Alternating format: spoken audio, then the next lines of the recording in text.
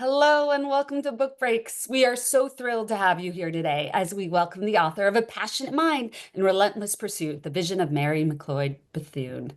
And we'd like to thank Citizen Travelers, the nonpartisan civic engagement initiative of the Travelers Company, for their continued support of Book Breaks. And we'd also like to thank viewers like you. And another quick plug for the History School Book Club, which is a perfect resource for any high school history student looking for a fun way to explore American history. If you're interested, you can contact us at bookbreaks@gilderlerman.org. And I'm your host, Gina Oppenheim, and I'm joined by my friend Ryan. Hey, Ryan. And without further ado, we are so thrilled today to welcome our author, Dr. Rooks, who's the Herbert Ballou University Professor of Africana Studies at Brown University and the Chair of Africana Studies. The author of numerous books, articles, essays, and op-eds, Rooks has received research funding from the Ford Foundation, the Mellon Foundation, and the Woodrow Wilson School, among others. We're so thrilled to have you here today, Dr. Rooks. And I'm just going to ask you to Yeah. You would think after all these years I'd know how to Zoom, right? Like you have to unmute, you have to take the Zoom. Anyway, thank you so much for having me. I'm really looking forward to it. Given what we are facing on Tuesday, Mary McLeod Bethune seems like a fine subject for conversation. Yes, absolutely. And I was wondering if you could give us just an overview of this work and your really amazing personal inspiration for writing it. So thank you. This is I call it a biomemography just in my own head. I ended up sort of weaving my story, my history, my memories, my thinking about her import into snapshots of her life. So Mary McLeod Bethune lived from 1778 to 1955. In that period of time, she advised 4 presidents, became besties with Eleanor Roosevelt, founded a couple of international organizations, founded UNCF, she founded and served in all of these things. And I could not figure out how to do justice to a story like that in less than, say, 500 pages. And that book still needs to be written. She doesn't have a proper biography. But what I've done is pick snapshots that were crucial, I thought, for helping us understand what's happening in the world today around democracy. It's a book that if there's a backbeat, if there's a sort of a rhythm or a narrative that I return to in my head, if not on the page, it's how do we survive fascism? How in the United States, in particular, who do we look at? What's our North Star? What are some strategies? Who are some people that can help us make some sense of this? And if nothing else, what I knew about Florida, both because I'm a scholar, but also because I grew up partially in Florida, is that the American South during the period in which she lived was fascistic. It was authoritarian. There were different kinds of citizenship. It was a democracy, but it was a democracy that put severe shackles on who could do what based on different kinds of identities. If you were a woman, if you were Black, if you from the South, or a certain age. And so it becomes, we often reach in this moment, I often hear people reach to Europe to understand fascism, its rise, who sat by and watched it happen. What were people thinking? How could we have allowed this to happen? It's often Europe, often Germany or other parts of Europe.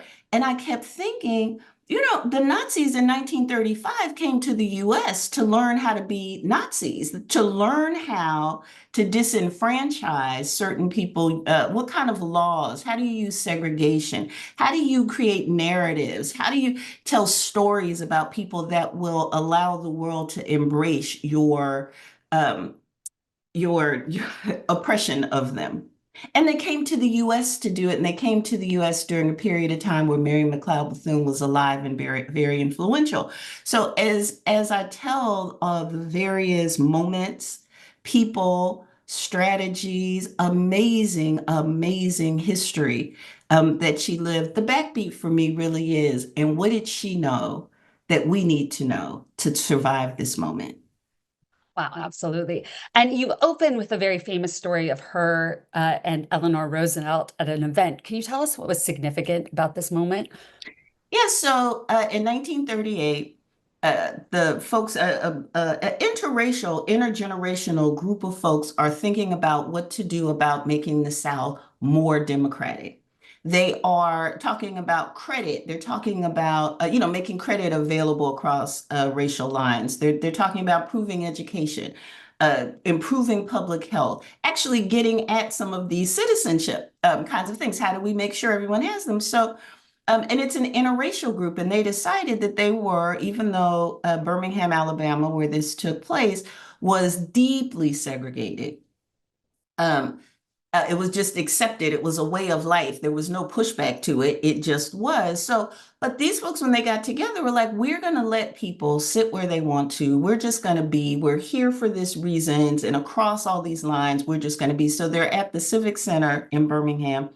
Uh, and on the second day, Eleanor Roosevelt is going to come. Everybody knows she's the first lady by then. She's going to come and she's going to speak up, and she's very involved in these issues, as was the New Deal, the Roosevelt administration, kind of as a whole. So here's the thing. This is a big conference. People write about it. People talk about it all the time. When I went to the the the uh, the FDR's house in Hyde Park, the museum and library, and talked about this opening scene, many of the curators there were like, we've heard a lot of people talk about that. We did not know Mary McLeod Bethune was even involved. So uh, uh, the second day of the conference, Bull Connor, who's the Commissioner of Public Education and will become over the next decade or so a figure in the modern 1950 civil rights movement. He decides these people have lost their mind trying to sit where they want to, white and black people sitting together. Like, this is his problem. This is the thing that he can't abide. So when they show up on the second day, the police are out in force. Bull Connor's there with his bullhorn. They're in the auditorium. People are just sitting where they want to, having a lovely time. And of course, Bull Connor comes in and is like, I'm gonna need you guys to segregate apart. You're segregating together, which makes no sense. There's no, I mean, I don't know what that means. But you're segregating together. Let's stop it. I need you to segregate apart. And so all the black and white people separate themselves into different sides of the auditorium. And it's right then that Mary McLeod Bethune and Eleanor Roosevelt show up. Now, in most of the stories, all you will hear is that Eleanor Roosevelt walked in the door and sat over on the black side of the audience by herself, just strolled in and sat on the black side. A police officer came over and said, we need you to segregate with the white people.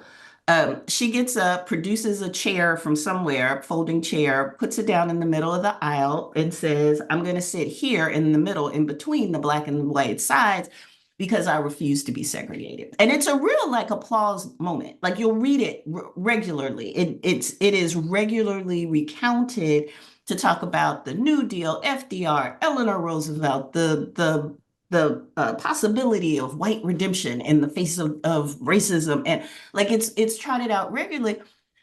But unless you are a Bethune scholar, you would not know that Mary McLeod Bethune helped organize the conference, had been there the day before, and walked in with Eleanor Roosevelt because she's so regularly written out. And the night before, when she was at the conference, one of the white women organizers says, Mary, can I get you to come up to the podium and say a few words?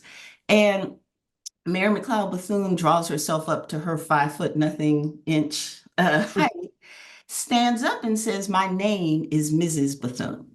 And while that is a very, she stood up and said her name is Mrs. Bethune, but what the person who's providing this oral history of the moment is like, but in Birmingham, no one was calling a Negro woman Mrs. anything. That just didn't happen. That was, shocking. That's the thing. And that she stood up and claimed that name and said, this is how I want to be addressed. She claimed that power, that presence, and still she was written out of most of those histories. So that's the opening scene to kind of set up some of what I'm grappling with right? Like how do you how is she so regularly forgotten? How do is it the case that so few of us, relatively few of us, have much depth of knowledge about who she was and what she did? No, that feels like such a cinematic moment, and that there hasn't been a movie made of her is crazy. So I people, stand ready to consult. I know a whole bunch of historians. Anybody out there want to make film? I know the people you need. you hear that, especially students out there. Uh, something I was really surprised about was the presidents that she had consulted with besides FDR, Calvin Coolidge, Herbert Hoover, who weren't people you would necessarily think of her being in the same realm as. Can you tell us about those collaborations? So, sorry, you're on mute again. Keep doing this. Here's the thing. Uh, yes, four presidents she consulted for. Everyone talks about Roosevelt. She started with Calvin Coolidge, then Hoover, consulted for Roosevelt, then Truman. I mean, there's some pretty high level consultation. So in 1927, she's a club woman, you know, in the run up to and aftermath of the 19th Amendment, there's a robust club women movement that's segregated. There's white women clubs and black women's clubs. Um, and she has founded a Black Women's Club in Florida. She's the president of the Florida chapter of the National Council of Negro Women in 1927. Um, and she'll be elected the president of the national organization that same year. But she shows up at a tea that is hosted by Eleanor Roosevelt's mother. Her mother, Eleanor Roosevelt, and her mother-in-law. Um, and though she's the only Black person in attendance at this tea, and they're going to talk about suffrage and women's rights, and these are the radical elements. And when she walks in, the white women who are there are just not used to socializing with Black people because, again, DC is segregated as any place. And the South is segregated, and people are just not interacting like that very regularly. So, uh, the women in attendance sort of say, well, I'm not going to sit with her. I mean, it's bad enough you brought her here, Eleanor. You can't possibly think we're going to sit at table with her. And Eleanor Roosevelt says, well, she's going to be sitting right by me. Uh, if y'all want to leave, feel free. But she and I are going to be here sitting together doing the business. Y'all do what you want to do. From that moment on, they were that's really becomes a foundational moment where they see each other and they recognize each other. And so um, Eleanor Roosevelt says, you know, the work that you're doing with Black people and Black children, and we're not talking enough about Black people as we do these policies, talks to Calvin Coolidge and gets her on a task force to talk about the state of children's health in Washington, D.C. Again, only woman on it, only Black person on it.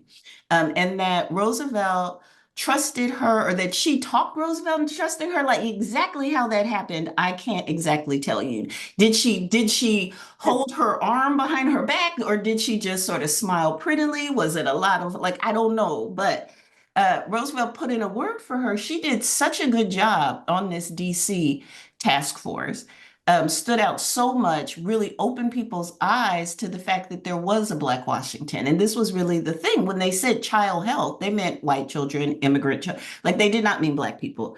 And she was a consistent advocate for Black women and kids. So this is how then Herbert Hoover wants to do a whole national study on child health. What do we need to do? Let's think about midwives. Let's think about vaccines. Let's think about nutrition. You know, let comprehensively, what do we need to be doing to think about how to make sure that children from birth till the time we think that they're adults have a kind of support. And again, Bethune does such a fabulous job on this committee. They come up with standards for midwifery um, that just hadn't existed before. They come up with something called a Child Health Day. They come up with mandating vaccines and really thinking about what kinds of vaccines for children who are being ravaged by things like tuberculosis, polio, measles. Um, uh, they decide that it should be a national priority for the government to see to the health of children, and Mary McLeod Bethune is central to that effort. And then there's FDR, who appoints her to the National Youth Administration. which is a New Deal program. She's the first Black person to head a federal agency in that role. Um, and sets up camps. Again, she's just including Black people in federal programs. It's a real citizenship moment that so much of what she did was to just say, Black people are human too. And Black people are citizens too. Black people also have needs. Black people are like Black Lives Matter. Like she was just sort of basically in these rooms, like, Black Lives Mattering everyone. Um, but if the general world thought that those lives mattered or not, they did understand that there was little ground the federal government could stand on and continue to exclude people with Black skin. And to the extent that those first conversations about the responsibility of the federal government to Black people are articulated by a Black person who's an employee. Right? Black people have been articulating this. It's not like she's the first person to say, we are humans, we need rights, government, do better. She's not. But she's the first one to be an employee leading an agency for the United States government that is crafting policy at that level. And who she crafted it for were women and girls who were the least of these, the unwed mothers who needed job training desperately if they were going to support their children and themselves. For the uh, like who else? Like all of them. She just like, we really need you to government to pay some mind to Black people and what we need. And so for those reasons, when we talk about Black women as the backbone of the Democratic Party, and which is really true. It's been true for a long time. It's been true since 1940 when Mary McLeod Bethune actually made Black women understand the government as an entity that was there to serve their needs, that could help their communities, that could help them and their children. They absolutely began to galvanize, rally themselves, organize, knock on doors. Um, Voter education, self-help, job training, absolutely. But all of that comes back to this extraordinary individual. Yeah, and you mentioned earlier about some of the amazing organizations she helped to fund from UNCF to the Tuskegee Airmen, which is amazing. Can you tell us about that? So Tuskegee Airmen, Mary McLeod Bethune was just she was practical. I mean, she was just kind of like this here. Her strategy for change was let's get as much as we can going in the direction that I need to go in. So when the civilian pilot training program gets announced, there's not enough civilian pilots. Um, I think it's 1938. I may be wrong on that date, but I think it's 1938 when it's announced that the civil pilot, the civilian pilot training program is going to be launched at white colleges and universities. They need to figure out how to start training people to be pilots in case the war, things are looking like they're jumping off a little bit. And in Europe, it's not quite clear when the US is going to enter, if it's going to years before any of this gets resolved. But, there's rumblings, and they realize we can't defend our airspace right now. If something were to jump off, let's start a civilian training program to get people who have some flight experience. We'll train them. They can serve in the military. Of course, Bethune, who's in the National Youth Organization at the administration at that time, is thinking, well, let's get those on Black college campuses. Let's get some airplanes going at Howard and Tuskegee and all these other schools. There's four that are amongst the first to actually get a plane that actually have it approved that they can be part of this civilian training program, civilian pilot training program. And then she decides, well, we should need some Black women too to support the Black male pilots. So we need to train them to be nurses. So she's like, well, if we get this program at HBCUs, then HBCUs get access to federal dollars. They get this different kind of support. Black people have the chance to earn a federal paycheck, to get pensions, like things that just hadn't existed before. But as a member of this program, you get military kinds of benefits. So this is a way to think about a first step toward integrating the military, is her thinking. But the problem is, they don't want to actually let the Black people fly. So they're getting planes, they're training for years, nurses are helping out, but of course, racism is going to racism. People in the South, they're kind of like, but you can't be serious that you're actually going to let them fly on behalf of the government. They just sort of want to fly around over the skies of their college. That's fine.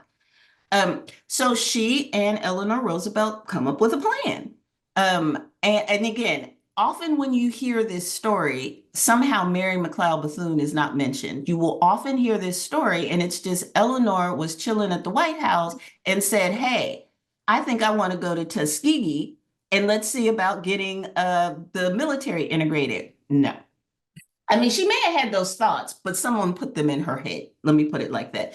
So the two of them get together, they talk, and yeah, Bethune is like, yeah, we're really gonna have to get over this color line. Like, we're gonna have to do something, make a real statement, and we're never gonna integrate the military, which she was mostly concerned about, again, benefits, equality, opportunity for betterment. And we're never gonna get that done if we just keep like having them over there having no opportunity to actually participate. What can we do? So the two of them go to Tuskegee, give her Secret Service detail a complete heart attack when they decide that the black male pilot, like they didn't tell them ahead of time, the two of them decided they were just going to, Eleanor Roosevelt was going to be like, I'm the president. I will now be going up in the plane with the black pilot, the instructor actually who had been instructing all the other black pilots. And people are like, you can, it's not safe. She's like, it's fine. So Charles Johnson, the pilot instructor, flies around for an hour with the first lady. I mean, the press reports this is the first time a white person was ever flown by a black pilot. I don't know if that's true, but and then they land on the ground, and Eleanor and Mary McLeod Bethune really start double teaming FDR to get him to integrate the military. They're like, okay, the first lady's been up in a plane. If it's good enough for the first lady, obviously it's good enough for the military. They can fly. Let's just integrate the whole thing anyway. And they're pushing him. And he actually signs an executive order um, in the early 1940s to integrate the military, but didn't go anywhere. I mean, it never became law. Nothing happened. But he signed it, and I like to think that the southern wing of the Congress rose up and was like, absolutely not. That's why it never became law. But he signed an executive order 8 years before Truman actually did desegregate the military. And that's the way that he found his way to signing it, was Mary McLeod Bethune and Eleanor. Really, they were amazing, I believe. Can you tell us about some other organizations she found that people might be surprised about? So out of her work with she headed a conference on education in DC for Black people. What came out of that was the UNCF, the United Negro College Fund. She was the president of the Urban League in 1920. She was the vice president of the NAACP for 15 years. She was, God, I'm trying to think, she founded the National Council of Negro Women, which becomes a international organization really aimed at lobbying for the things that oppressed women globally. And having larger and larger groups of women come together to try to fight back. She was the president of the National Council of Negro Women, one of the largest Black women's organizations that is well written about. She bested Ida B. Wells, the crusading journalist, anti-lynching journalist, and member of the NAACP for the presidency. She had to run against her, which I imagine was just this epic moment. You have these two Black women freedom fighters, right, squaring off against each other for this organization. And reportedly, scholars who study this more deeply than I do say that the membership really thought that Ida B. Wells was going to be more pleasant than Mary McLeod Bethune, that she wouldn't be as strident, that Mary seemed much nicer. And little did they know, because then all of the letters after she becomes president, it's like they're using words like dictator, like, to describe it. She knew her own mind, and she was comfortable wielding power, is what I would say. And not everyone was thrilled with that. Yeah. Another one of my favorite stories in the book is about her statue in Statuary Hall in the Capitol building. Can you tell us about that? Because that's an Yeah, amazing. so the I talk a lot about commemoration. One of the things in the research that I did for the book is finding out how well commemorated she was. There were thousands of women's club groups around the country that call themselves Bethune. I think right now there's about 2,000. Last time I did a just straight Google search, um, I think it was about 2,000 schools that Hiking are. trails. Yeah. Yeah, yes. There's I mean, there's all kinds of spaces that mark her. And so she had her first statue is in Lincoln Park, about a mile from Capitol Hill. And that one was dedicated in 1974 after her death. It's part of the National Park Service. There's this great story about how that one came to be. Thousands of people showed up to commemorate. Literally 18,000 people show up to commemorate the statue being inaugurated and placed. So uh, in the moment, people will remember that after the George Floyd's murder, one of the things that sort of rocked the country and became lit a political spark between conservatives and progressives was, what do you do with these markers of the periods in American history that make some uncomfortable? What do you do with the fact that you have a Confederate general representing Florida, um, General Kirby, and he was a member of the Confederacy, which meant he was a traitor. Like, really, he took up arms against the government that was in power. He was a member of the Klan. He believed in white supremacy deeply. And when he finally had to leave the country because the South lost the war, he went to Cuba for a hot minute.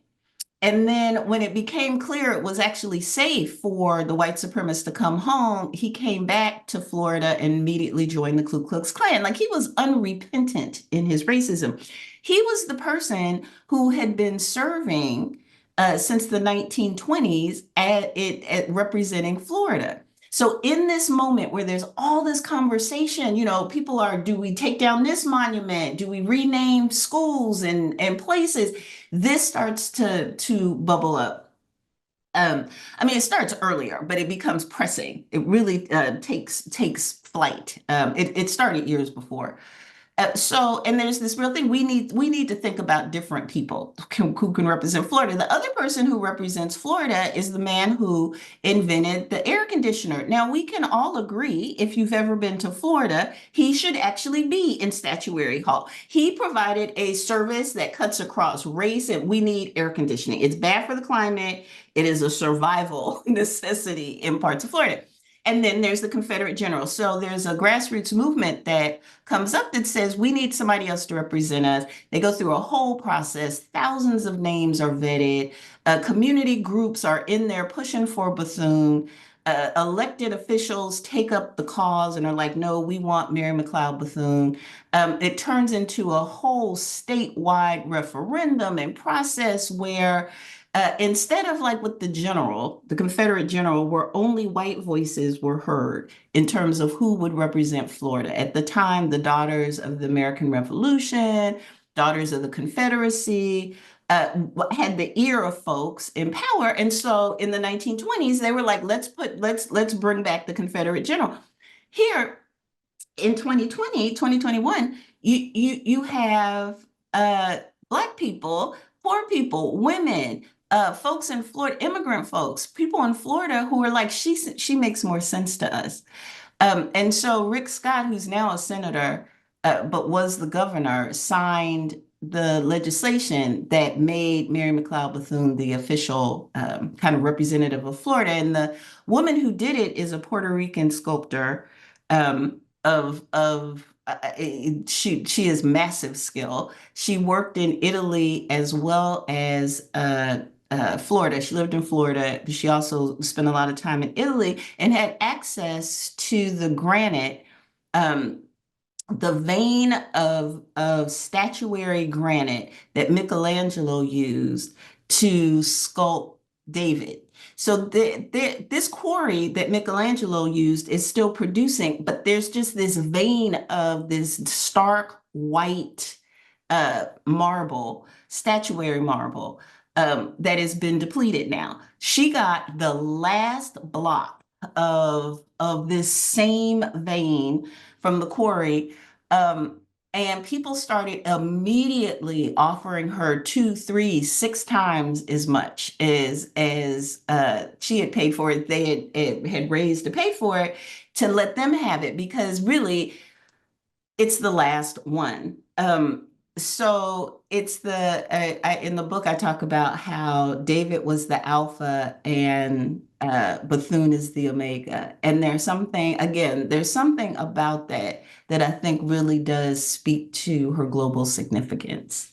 Absolutely. It's such a great story. I Now, I'm love that you love all my favorite stories though. You are literally all of my favorite Bethune stories. You're like, tell this one, tell that one. Oh, and we'll see. Like minds, kindred spirits.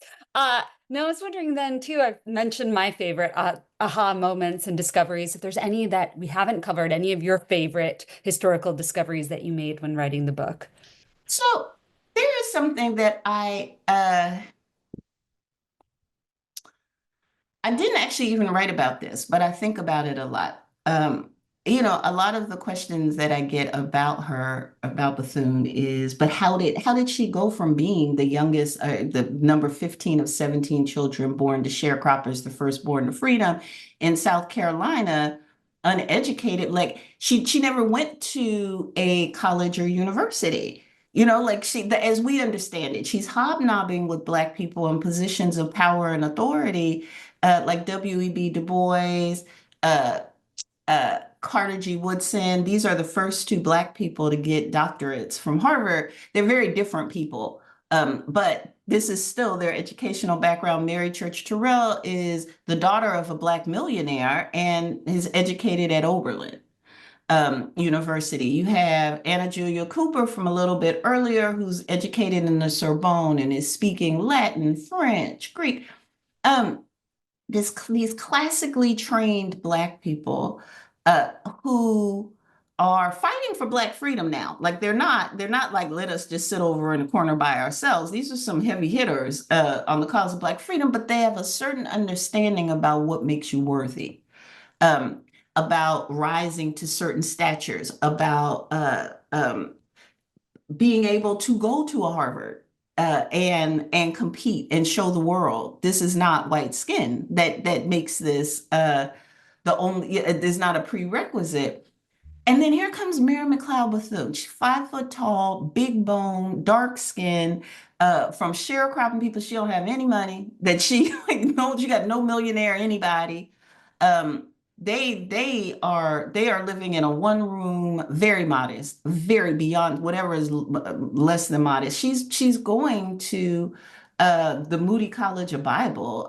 She's going to schools that are not held in high regard by these people that she's around. She doesn't look like them. She doesn't talk like them. She spent a lot. When you hear her voice, she is like rolling her R's and her diction is like perfect. And it's so this is the thing. I mean, I probably say all of this, but I don't make this point. There's something heart-wrenching to me about hearing her roll those R's, about I read it as her trying to claim some sort of legitimacy, to perform intellect, to perform to the manner born. Um, And I understand it probably for reasons that have as much to do with me as my understanding of history.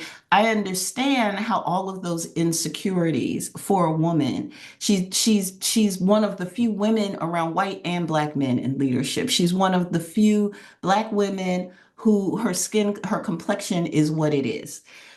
She was married for a hot minute, but she's not when she's really on the scene like this. And so there's a that. Like she's still Mrs. Bethune her entire life. They never divorced, but she and her husband part ways about 1906. And so we're into the 20s and 30s, and she's still Mrs. Bethune. And the people around her social circle are writing letters. Can you believe her? This is like she's a dictator and she don't have a man.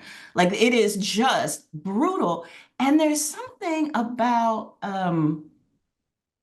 something almost cautionary, something worth unraveling, that understanding how much she still had to face, how much self-doubt she would have had to have gotten over, the strategy she used to make herself feel like she fit, that never quite being one of the group. If it was these highly educated black men, highly educated black women, um, and still she rose, you know? And there's something about that I would probably write all of those things in it, but I never really turned toward asking readers to really think hard about what that must have meant. When no one believes you're supposed to be in the room, you know, when no one believes, and when they're laughing at you because you don't know proper diction, because they're making allusions to Virgil. They were all classicists, like they all studied classical education. They were all studying, the Greeks, and they all spoke Latin when they are making jokes with a Latin throwaway phrase. And she didn't go to school till she was 12. And she went to a school in the rural South that she had to walk 2 miles there and back to get to. That was a one-room schoolhouse um, that just taught basic literacy. Like that's her on-ramp. And so, yeah, there's something about the quality of spirit and belief and vision and understanding that freedom is the point, not being liked, that I think she taught me. Oh, that's an amazing answer. Well, with that, I'm going to pass you over to Ryan, who's going to start with our student scholar question of the week. Yeah, awesome. Thank you so much, Gina, for that amazing back and forth. It was really great to listen to. Really a pleasure as always. For our loyal listeners, you might know, but for folks who are newer, we always begin this portion of the program with our history student scholar question of the week. This is a weekly competition in which students from all over the country and really the world have a chance to submit a question. And the winning question will not only be read aloud to our great guests, but the student and their teacher will also receive a $50 gift card to the Gilder Lehrman Institute of American History gift shop. And the questions are always quite good, and I think this week is no exception. Our winner is Quentin Howard from City High School, which is in Rocky Mountain, North Carolina, in a nice twist there, the North Carolina aspect. And the question is this: what specific strategies and actions did Bethune employ to transform her vision of educational empowerment, particularly for African Americans, into a reality? And how do you think those lessons might inspire advocates and educators today? So I'm going to tell you a broader story. The short answer, I have two stories I would like to tell. I will not take up all of that time. But what Bethune did with education, she's one of the earliest that I see who believes that courage, um, that dignity for your people, that believes that community, organizing and activism are the job of teachers. So while she was teaching at her school, Bethune-Cookman, which she starts in 1904 with 5 little kids, she is infusing them with as much as she's teaching them how to read, write, uh, if they for students at the school would go into the community and read letters to older people who didn't have literacy skills, and that was a part of what she taught them was their responsibility because they were educated. Take what you learn. If people are getting letters from their family members up north or out west and they can't read them, you need to spend some time deciphering this for them. Her community garden, where they grew food for the school and the students, was always available to community members who have fallen on hard times. You might have to barter, you might have to do some work. It wasn't like there was just a lot extra, but she made sure that the students understood that the work they were doing to support their school had to also include the community. They baked pies to pay poll taxes so that community members could vote. When the Klan came to complain about them doing all of these things in the community, she gathered all of the children who were part of the school, and they stood with her on the front steps of the administration building to stand against the Klan. She thought it was an important lesson, even though they were children, to understand how you defend, how you stand up, how you have character, how you don't run. More than other ways that we think about education, I think the way that she saw it as a community project, as a community uplift project, as something that was supposed to to whom much is given, much is expected, would have been a key feature of what she taught everyone who came through there, including my grandmother, who went to Bethune-Cookman. And my grandmother is who I first heard about Mary McLeod Bethune from, and Black teachers throughout the South, many of who went to Bethune-Cookman. Those that did had a certain kind of radical politic in the South about voting, about organizing, and about elections and elected officials that went along with reading, writing, and arithmetic. And I think that for me is what is most inspiring about her. Wow, fascinating. Thank you so much. And that's an awesome little personal anecdote as well. Jennifer says, I love this book. Thank you so much. She says the structure is a little bit unusual to her. It seems a little bit like a cross between a memoir, a biography, and a series of essays. Can you discuss the decisions you made about like how to structure the book? Yeah, I usually tell people it's kind of a biomemography. Um, I I I wanted to be able to explain what she meant to me and why at the same time that I was talking about her. Because unlike other works that I've done, I don't feel objective about her. I don't feel dispassionate about her. I don't just sort of like her. I believe that she was special in a way that I wanted the special, I needed to talk about why she mattered to me, or else what I wrote, I think, was just going to look like a series of she did this and then she did that and then she did this, which would have been fine. Like I would have written the whole book. But it in this moment, because she for me in this moment, it stands as a beacon against for what inclusive democracy could look like. She stands for me as a beacon for thinking about why, um, when it's important to fight, how do you fight? Changing your strategies, but always moving forward, always moving towards something that you see that looks like freedom to you, that looks like betterment, and having the faith in that. All of those things, I couldn't say those things and just sort of do a straight biography, or I don't have the skill to do that. I think that there are biographers who probably could draw a reader's attention to the import and impact as I saw it, and not include themselves. This was the best way that I knew how to do that. And I figured book number five, people should know I know about a footnote. I know about how to keep myself out of it. I've written five other books.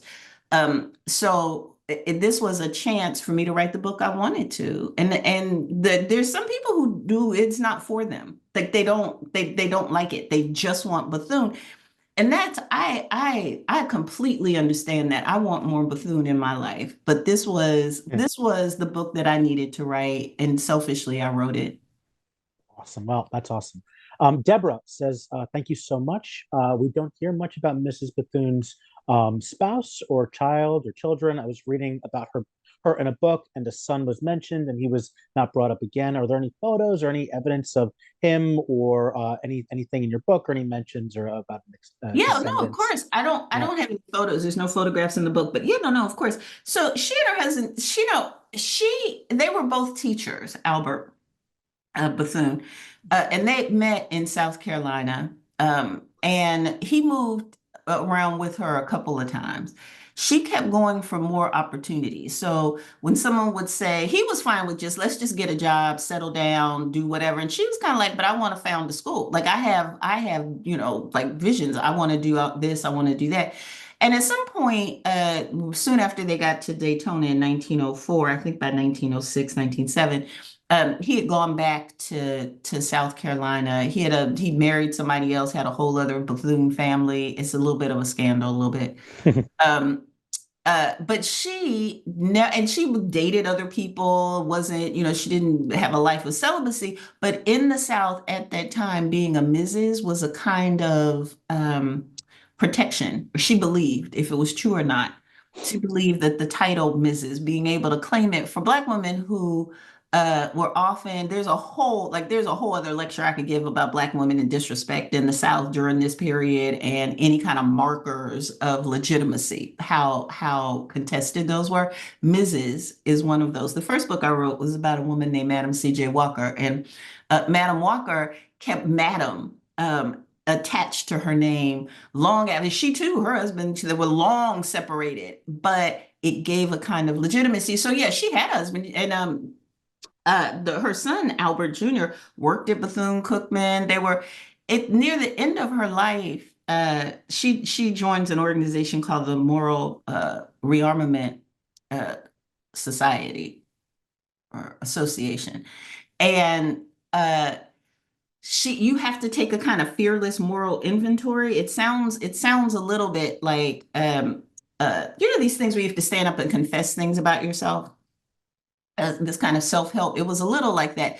In the letters and things that she writes from that period, which is the 1950s, late 1940s, 1950s, she talks about how she regrets the fact that her son suffered from her absence. She was busy building what she was trying to build. She was busy being Mary McLeod Bethune, running up to the White House, doing agencies, founding this, and that because she had so often left him in the care of others, their bonds were strained. But also, she had spent a lot of time blaming him for becoming the person, a less than productive, stellar, standout kind of person. She loved him, but she was like, "Where's all the fire there? Like, where's the?" And near the end of her life, she was like, "But he was what I made him," and I'm ashamed that it takes to the end of my life that I can see that he was not despite who I was. He was who he is because of who I was, and I have to take responsibility for that. I think it's just a stunningly vulnerable kind of moment to think about and to talk about. But anyway, yes, her son was around till the end. She had grandkids, always children around, but she just had that one child. And she did adopt some family members. She adopted them, raised them as her own, but she just had the one. Fascinating. Well, thank you for that. Denise in our audience says again, thank you so much for these fascinating stories and anecdotes about Bethune. She's wondering if there's any interactions between her and Du Bois, and particularly if she had any thoughts about the famous talented tenth idea. Would she have believed in that, or anything that you could share? Yes, so I know that I don't have a lot of depth about their interaction, but they were both in the leadership. Was he the secretary maybe? And she was the vice president of the NAACP in 1945 when they're in San Francisco together at the conference for the founding of the UN. So they're all there representing. It's Walter White, who's the president or executive secretary. W.B. Du Bois and Mary McLeod Bethune are the three who are sent. They're the only Black people, only for the U.S. delegation. Um, And there's a whole story, because of course I got Bethune stories, about how she tried to fight them to let her represent her organization, National Association of Colored Women, not the NAACP. She was like, that's a mistake. It says I'm here to represent the Black women, fix my credentials. And of course, the government officials are like, yeah, I mean, your credentials say you are here for the NAACP, you're going to do that or not. Um, so Du Bois and Walter White do not really feel so. She forced her way into this. It was just going to be the two of them. She had to go to Eleanor Roosevelt and get Truman to let her serve. The two of them, Walter White and W.B. Du Bois, had decided they were going to be the anti-colonization. You know, they were there to talk about let's privilege culture and education and anti-colonization work in the UN. If we're founding a new global body, along with a world court that we can take grievances to, let's be sure these things are central for them. And so, but Bethune kept talking about women and stuff. It was a little annoying to the guys, you know, like they're not. We were trying to talk about anti-colonization, and you're always lacking free women. And so they start having meetings without her. They're having press conferences without her. They are offering analyses and reports and just leaving her off. And so in the way, like I said, she's a pragmatist in a way. So her seat of power was really the Black press. She had a column in the Chicago Defender. The Pittsburgh Courier was a paper that she owned stock in. She published it often. She went to the Black press and began to make her case about really how she was treated and how they were awful, like really, quite frankly. And you know, she just felt like it's these guys being guys, and then the guys start doing dueling, like Du Bois and Walter White are then giving dueling things like, well, some women don't know how to act, you know, not calling any names. And then there's another article where she's like, and then let me tell you, it's like a while. So I don't they worked together a long time. They obviously knew each other. They had to know each other fairly well. I would suspect that her background and presentation and source of support would have been a little difficult for Du Bois, who's a little bit of an elitist. He liked the idea of global Black people and solidarity to all the Black people and overthrowing, but he preferred certain kinds of people. And so they were not friends, Hmm. but they were compatriots. They worked together. They were colleagues. Buttoned up is the nice way to say it, right? There you go. That's a better way. Yeah. That's better. Keeping an eye on time, hopefully we have time for one or at most two more questions, but I feel like this is an important one. We have so many teachers in the audience, as we talked about before we signed on, and just wondering how many would love to use this book or this subject matter in their classrooms, integrated into lessons, you know, and would love to learn a little bit more about how they might be able to do so from you. And particularly, I want to give a shout out to Joan, who says, what can specifically Black women educators learn from Mrs. Bethune, from her practice and her lifestyle? And I would just say, lastly, for teachers who do want to integrate this book into their classroom and classwork, we encourage that. There's links in the chat to get their hands on this great book. Yes, thank you. It's a little book. It's funny. Some people will uh, say that it's such a short book. We want more. Here's the other thing I know as a college professor. I can't speak to people who are in K-12. College professor, my students have no attention span. This book is a good, and not all of them. If any of my students are listening, you know, I don't. I'm sure I don't mean you. Um, but having a short, readable, easily digestible book means they'll read it, first of all. You don't have to read mine. I think that Mary McLeod Bethune's story inspires. There's enough aspects. There's enough parts of the story. There's her walking back and forth to school, and then she has to leave school for a while because the mule dies. And so, you know, they don't have, they need her hands. Her 12-year-old hands are required for the family to eat. So she has to leave for 6 months. It's not clear she's going back. Like there's enough there that inspires about stick-to-itiveness, knowing your own mind. She is like a one woman. I'm a graduate of HBCU, Black Women's College, Spelman. And she is like a one woman immersion into the lessons that you learn at a HBCU around the kind of Black woman you want to be to affect change. All of the many of the same kinds of lessons. You need community. You need a purpose. You need some skill. You need commitment. You need courage. All of the things that I think were hallmarks of why she stands out are things that I learned at Spelman as well. So if you use my book, if you use some of the short videos about her, there are other scholars who have written about her. Just if you give people the chance to know something about who she is, I think she inspires in a good way. Fascinating. Well, unfortunately, we're just about out of time. I want to throw it back to Gina for some final thoughts and a look ahead to next week in just a second. But I will say that if we didn't get a chance to ask your question live on air, again, a great remedy to that, as I say before, but is certainly true this time, is get your hands on this great book. It's very accessible, and all your questions can be answered in the pages. Gina, back to you for some final thoughts. Yes, and as Ryan mentioned, if you purchase it today at bookshop.org, the affiliate commission we receive supports our programming for history teachers and students, and it's really a fantastic read. I highly recommend it. And also it's easily, adaptable to use in classrooms because you can use any of those portions of the book and photocopy them for your students. And next week, we hope that you will join us as we welcome the author of Black Americans in Mourning: Reactions to the Assassination of Abraham Lincoln. And you can also explore our archive of more than 225 scholar presentations on book breaks at gilderlerman.org/book breaks. You can also visit our website for documents, essays, the Hamilton Education Program, and so much more. Dr. Rooks, it was such an honor speaking to you today. Thank you. And Gina didn't tell you she was out canvassing, telling people about Bethune on the bus.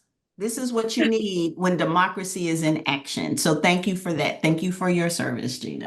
Oh, thank you, Dr. Rooks. Well, I hope everyone has a fantastic day.